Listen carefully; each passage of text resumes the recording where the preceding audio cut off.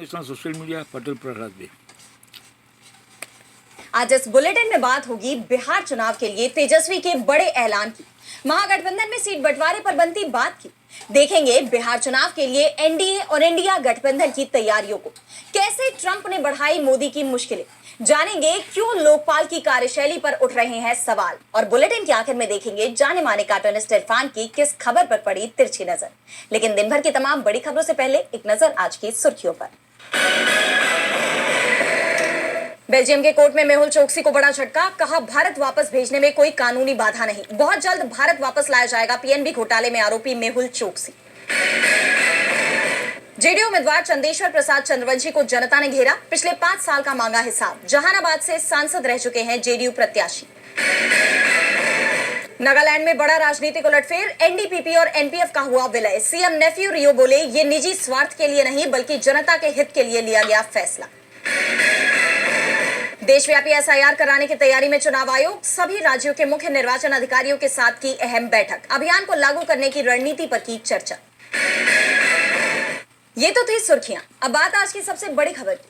बिहार में विधानसभा चुनाव के लिए पहले चरण के मतदान में अब 1 महीने से भी कम का समय बचा हुआ है।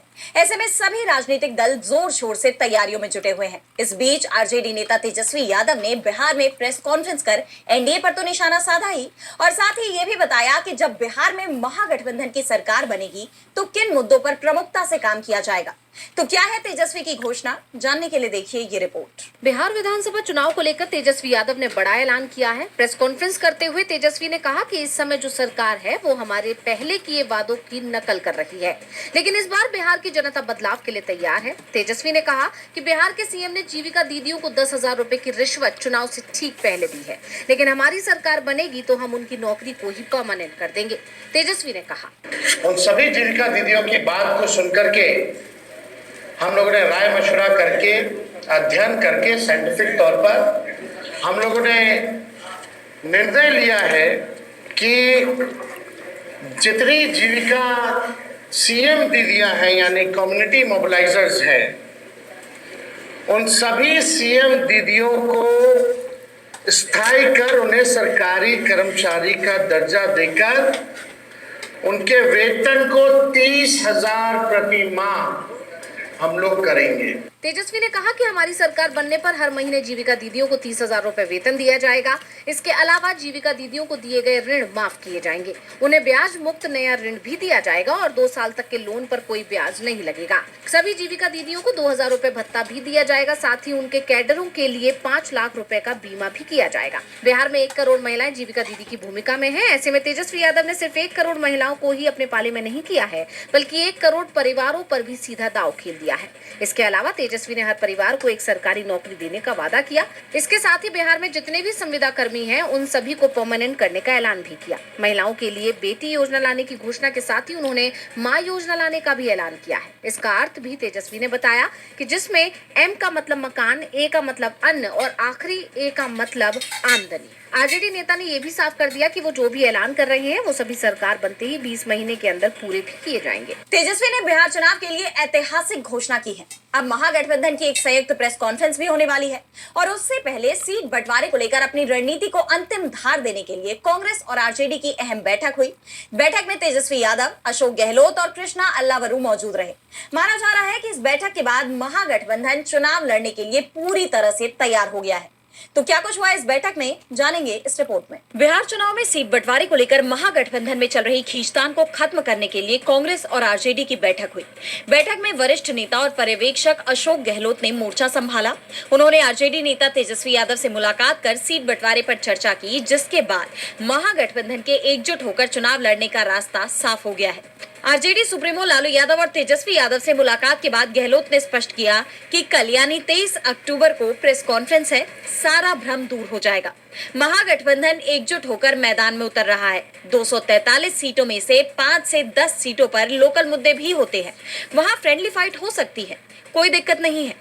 तेजस्वी यादव ने भी साफ कर दिया है कि महागठबंधन पूरी तरह से एकजुट है और गठबंधन के नेता एक साथ आकर हर सवाल का जवाब देंगे।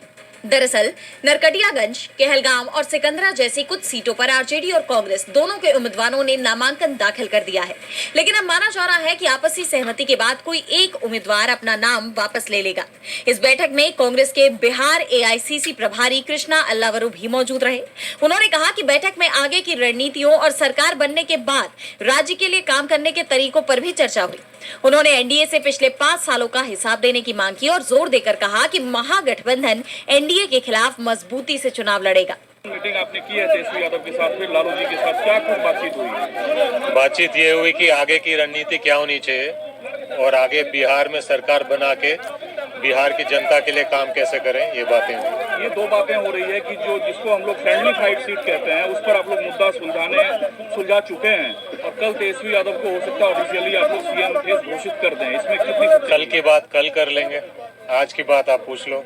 आज लास्ट डेट है चूंकि नामांकन वापस लेने का, क्या फ्रेंडली फाइट वाली सीट पर कोई रास्ता निकल गया है? क्योंकि सारे दारोमदार आप पर हैं। जो भी बातें हुई, आगे कैसे बढ़ना है, रणनीति के तहत आगे बढ़ने का फैसला हुआ है, वो डिटेल्स आपको कल पीसी में बता देंगे। पीसी तो है, लेकिन चूंकि आप इंचार्ज हैं, आपको दिल्ली से फॉलो करते हैं, हम लोग यात्रा में भी थे, कुछ तो खबर बताइए कि आखिरकार फ्रेंडली फाइट सीट जिस पर एनडीए बार बार चुटकी लेती है, मजा लेती है कि आप लोग बिखराव के कगार पे रहे, वो मुद्दा सुलझा लिया गया।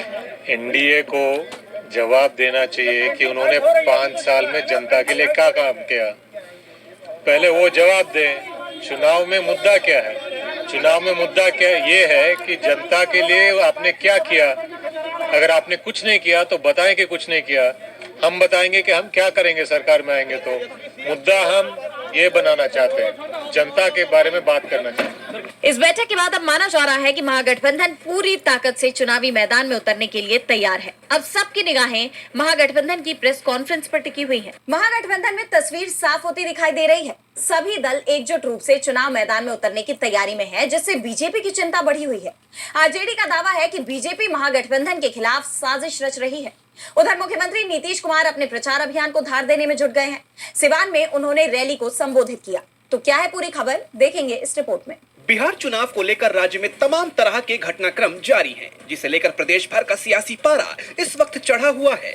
इसी सिलसिले में 20 जिलों की 122 सीटों के लिए दाखिल नामांकन पत्रों की जांच के बाद चुनावी तस्वीर में बड़ा बदलाव आया है।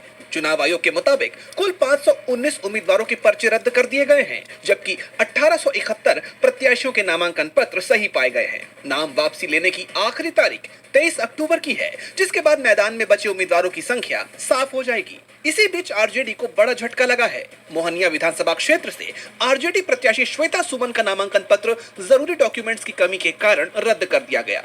सुमन ने इसे राजनीतिक साजिश बताते हुए एनडीए पर हमला बोला है। सुनिए। If you want to see it all, you need a car that can go the distance. Gita Pasi के सेम केस है, वो यूपी की है, उनका भी सर्टिफिकेट, उनका भी जाति प्रमाण पत्र लगा हुआ था, लेकिन उनका हो गया, लेकिन मेरा नहीं हुआ।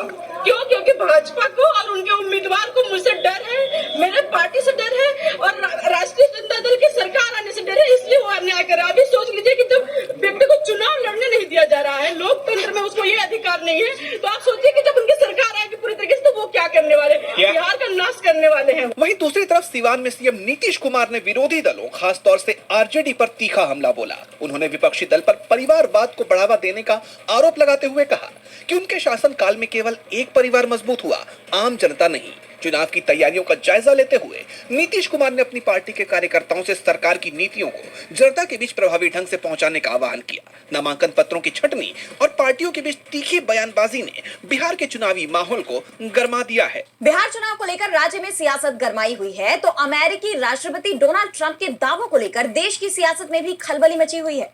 मोदी सरकार एक बार फिर विपक्ष के निशाने पर आ गई है। कांग्रेस का कहना है कि पीएम मोदी छिपाते हैं, लेकिन उनके मित्र डोनाल्ड ट्रंप सब कुछ उजागर कर देते हैं।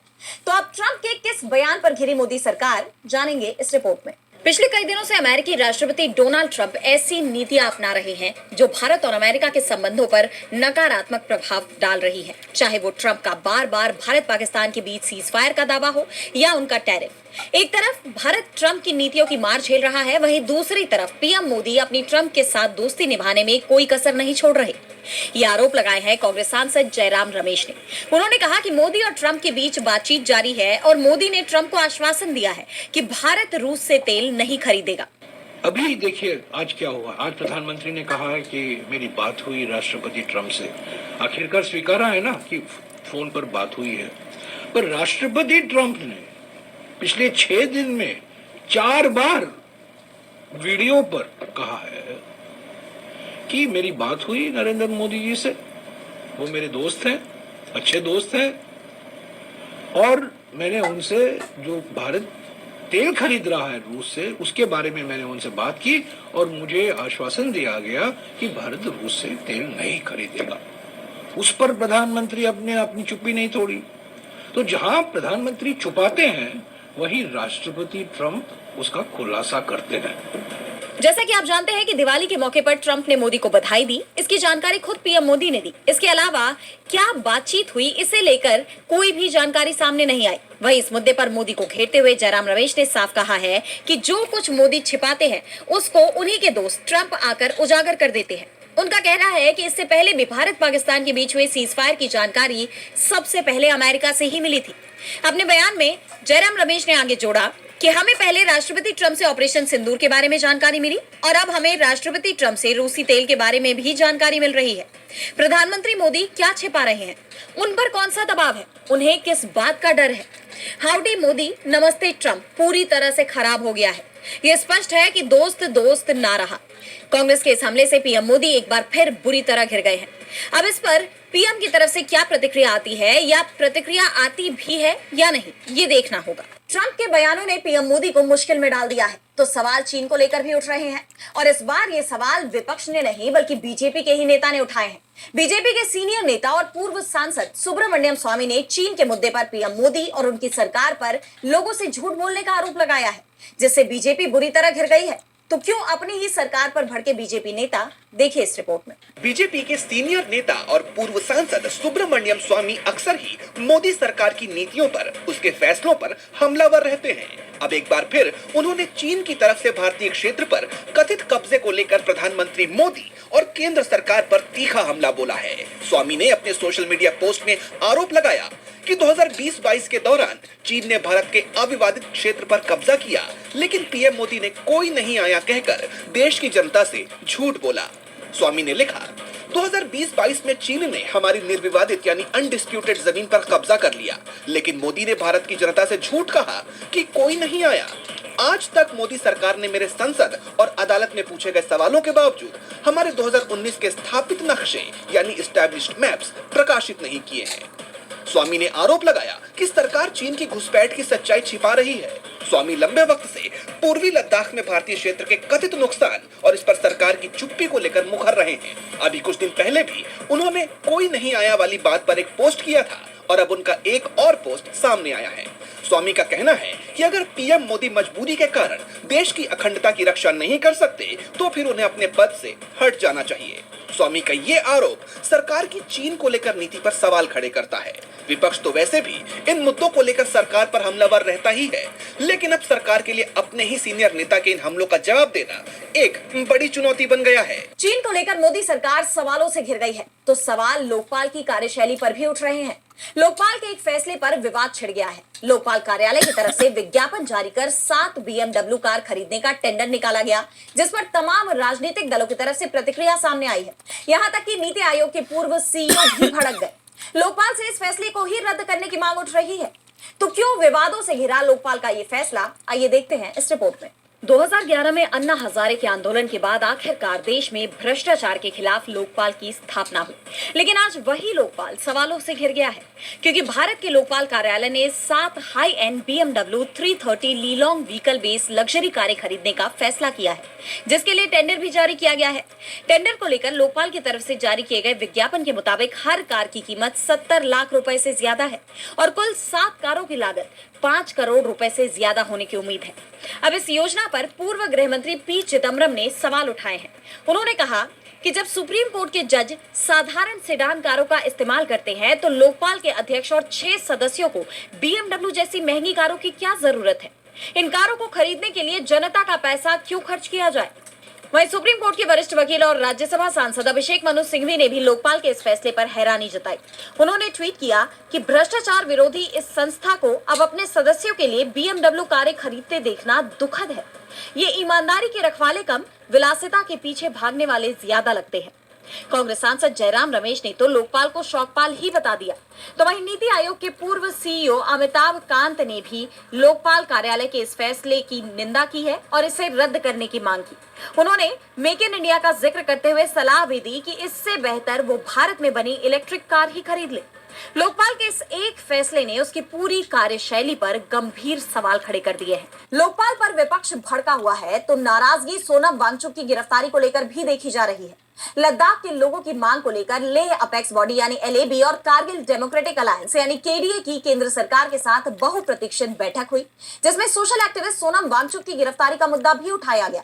तो क्या कुछ हुआ इस बैठक में? क्या वांगचुक की होगी रिहाई? देखते हैं इस रिपोर्ट में। लद्दाख को लेकर गृह मंत्रालय में बैठक हुई, जिसमें लेह अपेक्स बॉडी और कारगिल डेमोक्रेटिक अलायंस के प्रतिनिधि शामिल थे। लद्दाख के सांसद हाजी हनीफा जान दोनों संगठनों की तरफ से पैरवी करने वाले जनप्रतिनिधि के तौर पर इस बैठक में शामिल हुए। मीटिंग के बाद हाजी हनीफा ने कहा कि स्टेट हुड और छठी सूची में शामिल किए जाने पर बातचीत हुई। सोनम वांगचुक समेत अन्य गिरफ्तार लोगों की रिहाई को लेकर भी इस बैठक में चर्चा हुई। बता दें कि पिछले महीने भड़की हिंसा के बाद LAB और KDA की केंद्र सरकार के साथ ये पहली बैठक थी, जिसे लद्दाख के लिए निर्णायक माना जा रहा है। बता दें कि इससे पहले 6 अक्टूबर को गृह मंत्रालय में हुई बैठक में इन संगठनों ने हिस्सा नहीं लिया था। तो वहीं अब इस बैठक के बाद कहा जा रहा है कि अगली बैठक जल्द ही होगी। जैसे कि आप जानते हैं कि लद्दाख को राज्य का दर्जा और छठी अनुसूची का दर्जा देने की मांग को लेकर हुई हिंसा के बाद सोनम वांगचुक को 26 सितंबर को NSA के तहत हिरासत में लिया गया था, जिसके बाद उनकी रिहाई की मांग को लेकर सियासत में घमासान देखने को मिला। साथ ही वांगचुक की पत्नी गीतांजलि अंगमो ने सुप्रीम कोर्ट का दरवाजा भी खटखटाया, लेकिन कोई सफलता हाथ नहीं लगी। वांगचुक फिलहाल राजस्थान की जोधपुर सेंट्रल जेल में बंद है। और बुलेटिन के आखिर में देखेंगे जाने माने कार्टूनिस्ट इरफान की किस खबर पर पड़ी तिरछी नजर।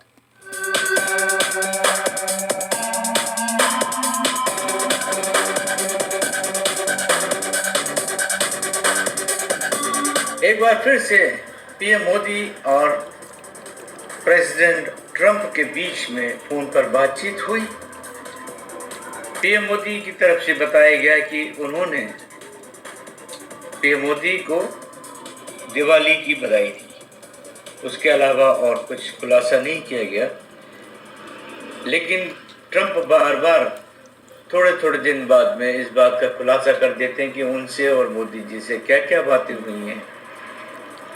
लेकिन इस बार रूस के बारे में, रूस के तेल लेने के बारे में क्या बात हुई, इसका खुलासा यहाँ से तो नहीं हुआ है। लेकिन ट्रंप बार बार इस बात को कहते रहे हैं कि मेरे मित्र नरेंद्र मोदी ने कहा है कि वो अब रूस से तेल नहीं खरीदेंगे।